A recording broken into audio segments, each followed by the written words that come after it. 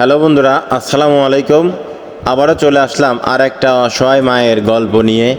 তো বন্ধুরা, এই মাটাও আমি দেখতে পারলাম যে মাছ বাজারে যে মাছ কুড়াচ্ছিল, অনেকের কাছে হাত পাইতে মাছ চাচ্ছিল। তো আসলে একটা মায়ের জীবন যে কতটা বৈচিত্র্যময় হয়, একটা অসহায় মায়ের জীবন, আজকে সেটাই আপনাদের সামনে তুলে ধরবো।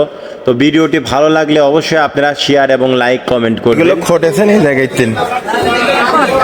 কখন আইছেন? সকাল আইসে এই পচা মাছগুলো খটেছেন। আপনার বাড়িতে কে কে আছে? আপনি একাই?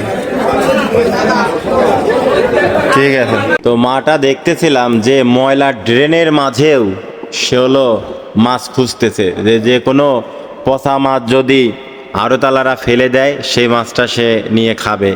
তারপরে চারিদিকে এরকম আড়তে মাছ বিক্রি হচ্ছে।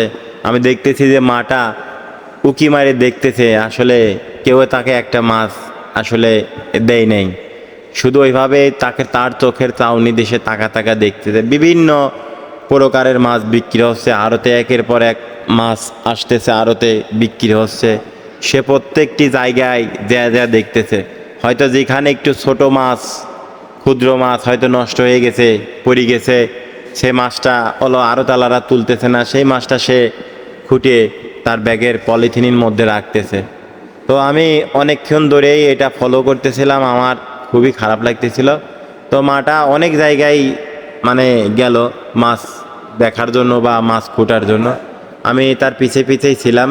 হয়তো সে কোনো সময় হয়তো ঠিক পাইছে যে না আমাকে কেউ ভিডিও করতেছে, আবার কোনো সময় হয়তো ঠিক পায় নাই। তো আমি দেখতেছিলাম যে আসলে সে কি করে, কয়টা মাছ খোটে, কয়টা মাছ পায়। তো আমি তার সাথে সব সময় ছিলাম। যখন একটা ছোট মাছ বা নষ্ট মাছ পড়ে যায়, শুধু সেইটাই সে হাত দিয়ে তুলে তার পলিথিনের ভিতর সে রাখে। আসলে তার যে চাউনি, তার যে চাহনি, আসলে কি বলবো, একেবারে মানে আমি নিজে একেবারে ঠান্ডা হয়ে গেছি। যা এই সমাজের মানুষ, কত টাকা পয়সার মানুষ, কত অর্থ সম্বল, কত গাড়ি বাড়ি, কিন্তু সমাজের মাঝে কিছু বিচিত্রময় মানুষ আছে যাদের পাশে দাঁড়ানোর মতন আমাদের মন নাই। আসুন আমরা সবাই একসাথে কাঁধে কাঁধ মিলে এই সমাজের অসহায় মানুষের পাশে দাঁড়াই। আমার ভিডিও যদি আপনাদের ভালো লাগে তো অবশ্যই আমার ভিডিওটা লাইক, শেয়ার, কমেন্ট করবেন।